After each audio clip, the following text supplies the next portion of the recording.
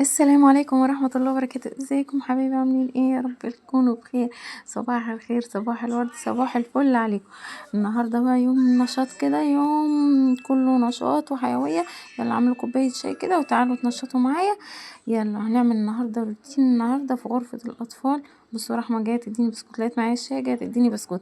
فهنعمل النهارده روتين في غرفة الأطفال زي ما انتوا شايفين كده. ده يوميا نعمل الروتين ده.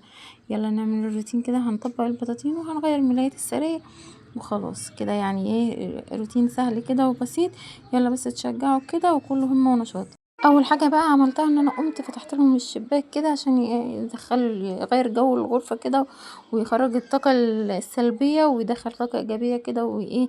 وفرجت كانت رحمه لسه صاحيه من النوم بقى، غسلت لها وشها وسرحتها وغيرت لها هدومها، وهي عماله تاكل البسكوته اهيت وايه. كل شويه تيجي تديني واحده. الشمس كانت طالعة بقى النهاردة والجو جميل الصراحة.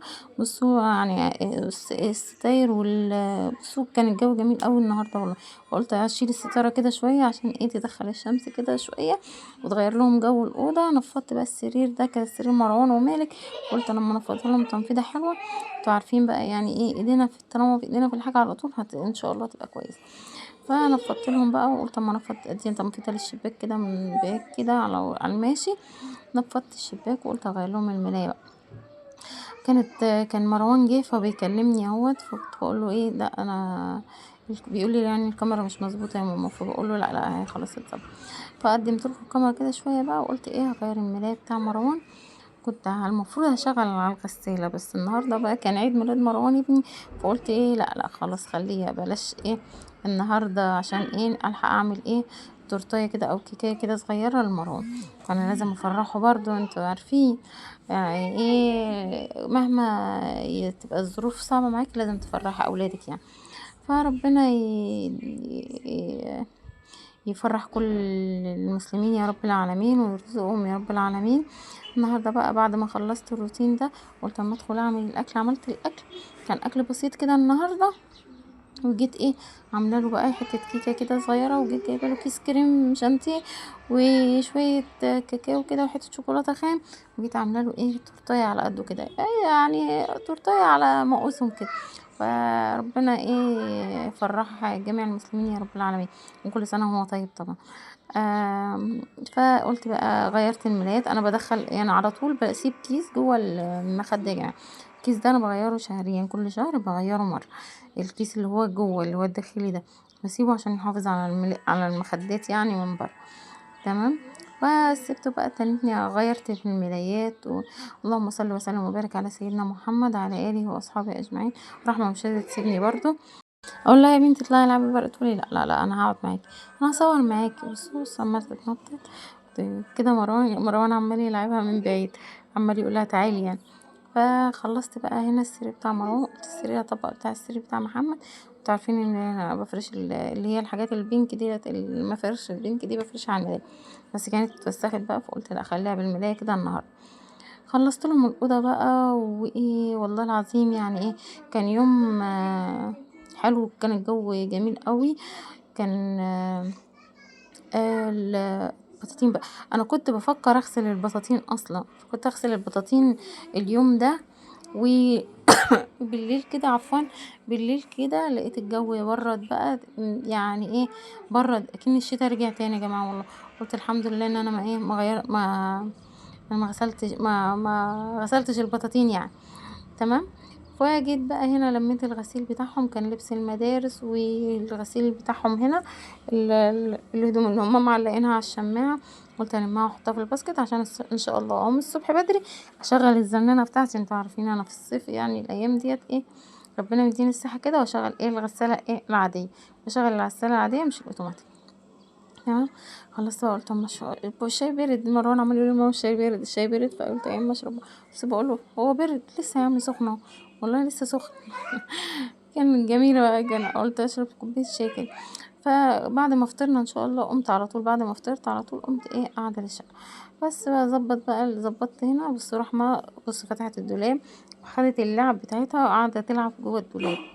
هنا ده بقى الطقم بتاع محمد كان غيره عشان رايح المدرسة، فقلت اما اعلقهوله عشان يجي يلبسه. وغيرت برضو الملاية بتاعت محمد، بتاع السرير بتاع محمد ابني. والمكنة بتاعتي يا جماعة بتاعت الخياطة دي، المكنة ده بقى الكنز بتاعي، مكنة الخياطة.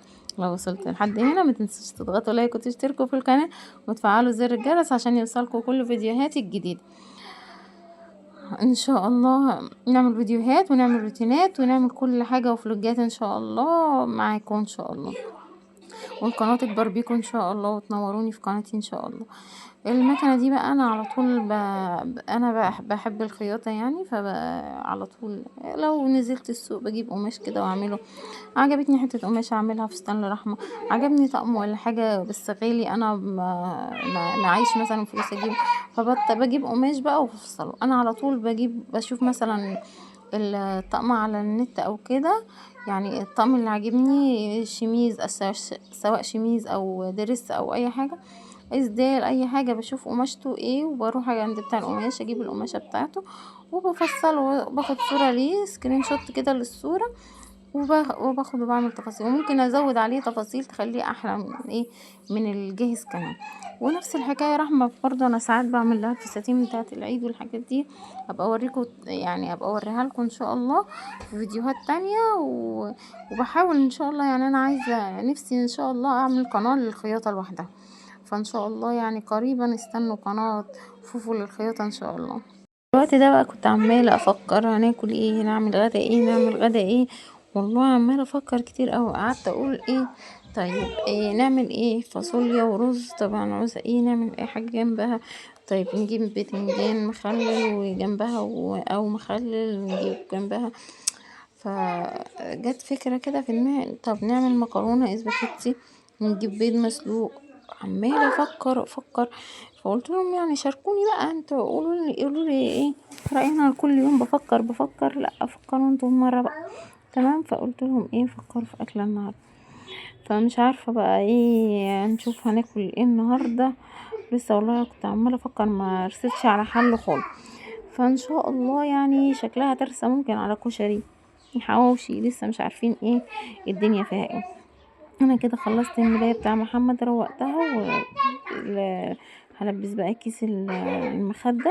بصوا المخدتين الاتنين عليهم كده، دي اصلا كانت ملاية عندي، الملاية ذات نفسها ادمت بس الاكياس لسه جديدة، فالاكياس ديت قلت لا انا هخليها بقى في المخدات تحافظ عليها.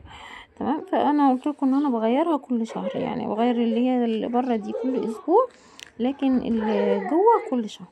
ولو لو اتوسخت قبل الاسبوع بغيرها يعني، ما بستناش عليها. تمام.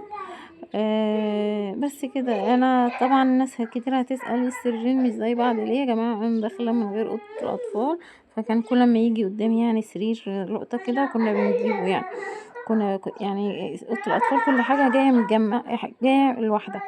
اقول لكم بقى ان انا هطلع الغسيل ده بره احطه في الباسكت بتاع الغسيل. طلعته كده وجيت قلت الم اللعب بتاعت رحمه. كانت لعب كتيرة بتاعت رحمة في الأرض، وهو بغطي بقى المكنة بتاعتي. قلت اما اروقها كده واغطيها، كانوا حاطين عليها كتب وملازم، قلت اما اغطيها كده وايه عشان احافظ عليها. ده السلم برضو، ده السلم ده انا ما بستغناش عنه طبعا، لان عندي البيت عالي. وبعدين البيت عالي، الشقة عندي السقف عالي، فيعني انا بطلع للدرجة الخامسة مبقاش طايلة السقف لسه، فعلي قوي. قلت بقى اخلص كنست بقى الشقة. كانت رحمة مقطعة ورق بنت اللذينة ديت، وقفلت الدولاب.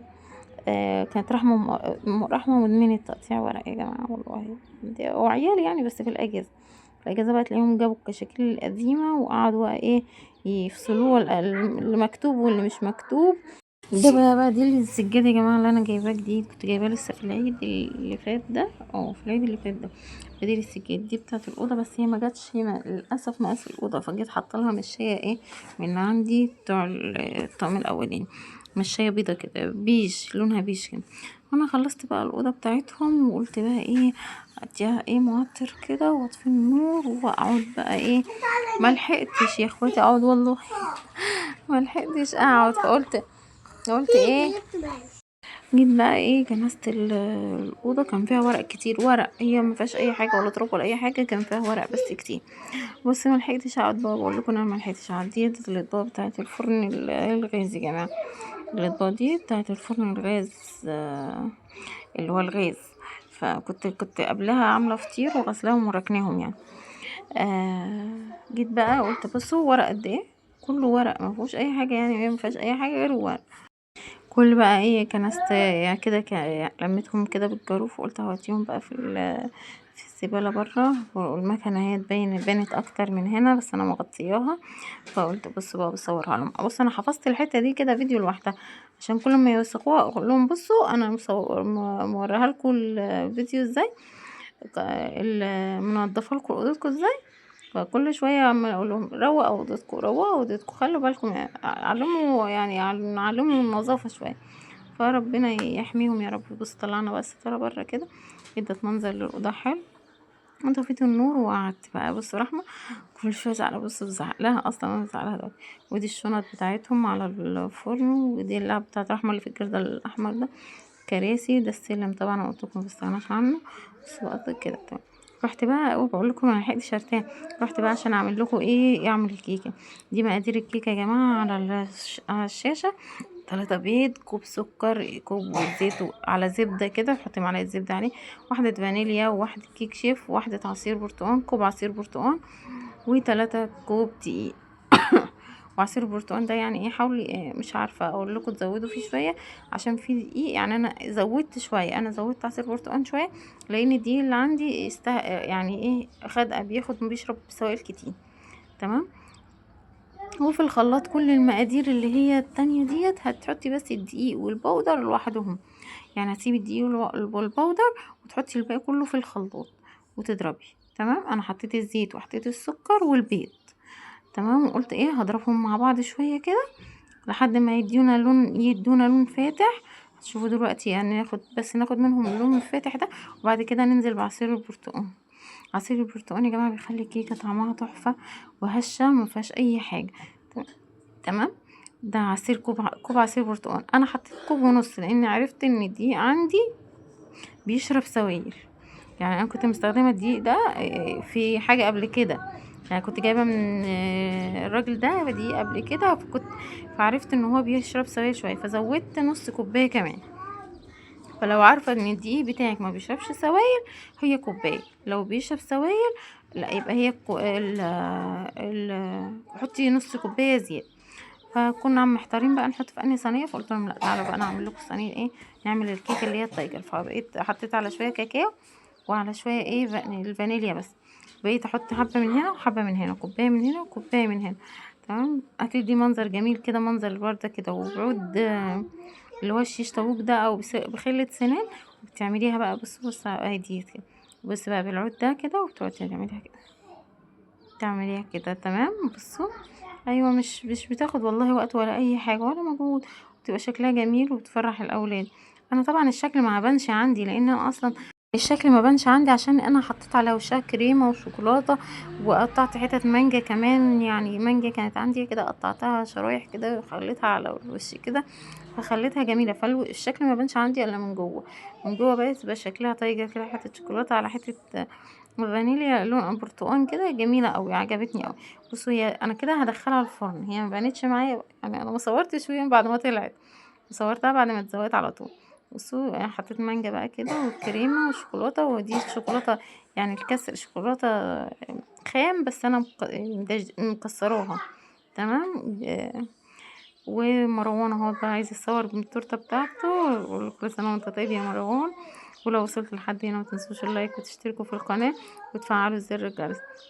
كل سنه وانت طيب يا ميرو يا قلبي. انا وبابا واخواته بيقولوا كل سنه وانت طيب يا مروان. بيولعوا له الشمعة بتاعته كل شوية، عشان المروحة عمالة المروحة لسه شغالة، فالهواء بتاعها بيطفي الشمعة. تمام. فكل سنة وانت طيب يا ميرو يا حبيبي، وكل سنة وانت طيب أطفال اللي عيد ميلادهم في شهر 5، كل سنة وانتم طيبين. يا رب لو وصلتوا لحد هنا متنسوش اللايك وتشتركوا في القناة وتفعلوا زر الجرس عشان يوصلكوا كل فيديوهاتي الجديدة. بصوا بقى بعد ما مروان طفى الشمعة خلاص، بصوا رحمة زعلت ازاي. بص رحمة بصيت لي ازاي وزعلت، يلا ولعوا. قلت لهم بقى لسه بقول لهم ولعوا الرحمة عشان تولع عشان تطفي الشمعة هي كمان، هي فاكرة عيد ميلادها. بصوا هتطفي بقى الشمعة، كل سنة وانتي طيبة يا رحومة. كلنا سقفنا لها بص عشان ايه راضي. محمد كان واقف بيشغله، عامل له بيانو، عامل بيانو على التليفون وعامل له ايه اغنية عيد الميلاد هابي بيرثدي، كان مشغلها له. قدنا النور بقى، ومحمد بيقول كل سنة وانتم طيبين، بنمر كل سنة وانتم طيبين. اهو محمد دخل اهوت بقى، وما كانش راضي يدخل عشان ايه حاجة. يلا السلام عليكم ورحمة الله وبركاته، اشوفكم في فيديو جديد ان شاء الله.